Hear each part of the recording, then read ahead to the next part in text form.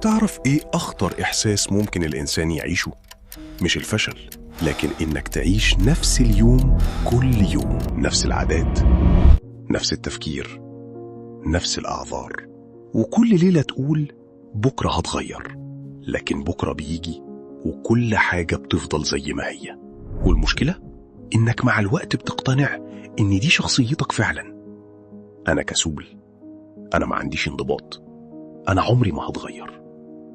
بس الحقيقة مختلفة تماما. أنا حسن زكريا، ودي قناة وعي بلس.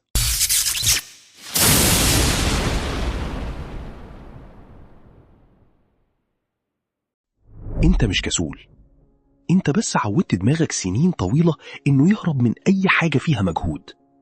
كل مرة تأجل، كل مرة تختار الراحة، كل مرة تضيع وقت على الموبايل، دماغك بيديك مكافأة صغيرة، راحة مؤقتة.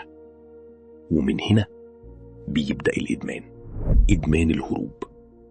وعشان كده بعد ساعات من السوشيال ميديا أو الفيديوهات القصيرة بتحس بفراغ غريب، لأن الإنسان ما اتخلقش علشان يستهلك طول الوقت. الإنسان اتخلق علشان يتطور. وعشان كده إحساس الإنجاز مختلف عن أي متعة تانية. فكر فيها، واحد يقعد ساعات بيرسم لوحة فقط علشان يشوفها كاملة، واحد يتمرن شهور علشان يشوف جسمه بيتغير، طالب يسهر الليالي علشان ينجح. من بره كل ده شكله تعب، لكن الناس دي فاهمة سر مهم جدا. الإنجاز فيه متعة أقوى بكتير من الراحة. بس المشكلة إن المتعة دي مش فورية، ودي النقطة اللي بتفرق بين الشخص اللي بيتطور والشخص اللي بيفضل مكانه. الأول مستعد يتحمل تعب مؤقت علشان يعيش فخر طويل، أما التاني فيختار راحة مؤقتة ويعيش ندم طويل.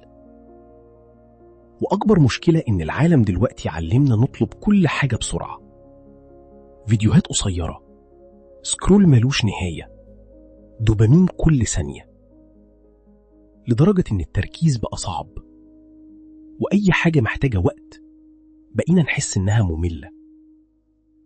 لكن الحقيقة كل حاجة عظيمة في حياتك بطيئة. الجسم القوي بيتبني ببطء، العقل القوي بيتبني ببطء، والنجاح الحقيقي عمره ما كان سريع. وعشان كده لو عايز تتغير فعلا لازم تغير فكرتك عن الانضباط.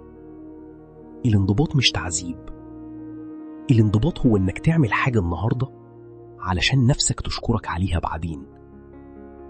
هو انك تفهم ان الراحة الحقيقية مش في الهروب، لكن في احساس انك بتتقدم. وفي نقطة مهمة جدا ناس كتير مش فاهمينها. اغلب الناس بيحاولوا يغيروا حياتهم بالافعال بس. واحد يقول هقرأ 5 ساعات يوميا، هروح الجيم كل يوم، هبطل تسويف، وبعد كام يوم يقف. ليه؟ لأنه حاول يغير أفعاله من غير ما يغير هويته. ودي أهم نقطة في الفيديو كله. الإنسان بيتصرف على حسب الصورة اللي شايف بيها نفسه. لو شايف نفسك شخص كسول، عقلك هيطلع لك 1000 عذر علشان تهرب. لكن لو اقتنعت إنك شخص منضبط، هتبدأ تتصرف بشكل مختلف تلقائي. بدل ما تقول لازم أتمرن، هتقول أنا شخص رياضي والرياضيين بيتمرنوا. بدل لازم أذاكر، هتقول أنا شخص مجتهد طبيعي أذاكر. وساعتها الانضباط هيبقى أسهل بكتير، لأنك مش كل يوم بتحارب نفسك، انت بس بتتصرف على أساس هويتك الجديدة. بس خد بالك من حاجة مهمة، التغيير الحقيقي مش بيحصل فجأة، وده أكبر غلط الناس بتقع فيه. يشوف فيديو تحفيزي، يتحمس ويحاول يقلب حياته في يوم واحد، وبعد أسبوع يرجع لنفس العادات، وبعدين يبدأ يلوم نفسه، أنا فاشل، ما عنديش إرادة. لكن الحقيقة إنه بدأ غلط. لو عمرك ما ذاكرت ما تبدأش ب6 ساعات، لو عمرك ما اتمرنت ما تبدأش بتمرين مرهق كل يوم. ابدأ صغير، صغير جدا، دقيقة قراءة، 5 دقايق مذاكرة، تمرين بسيط. المهم الاستمرار، لأن الإنسان مش بيتغير بالقفزات الكبيرة، الإنسان بيتغير بالأفعال الصغيرة اللي بيكررها كل يوم.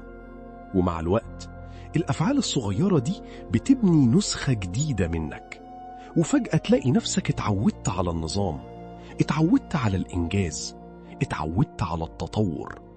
وساعتها هتفهم حاجة مهمة جدا، إن الانضباط مش سجن، الانضباط حرية. حرية إنك تتحكم في نفسك بدل ما عاداتك هي اللي تتحكم فيك.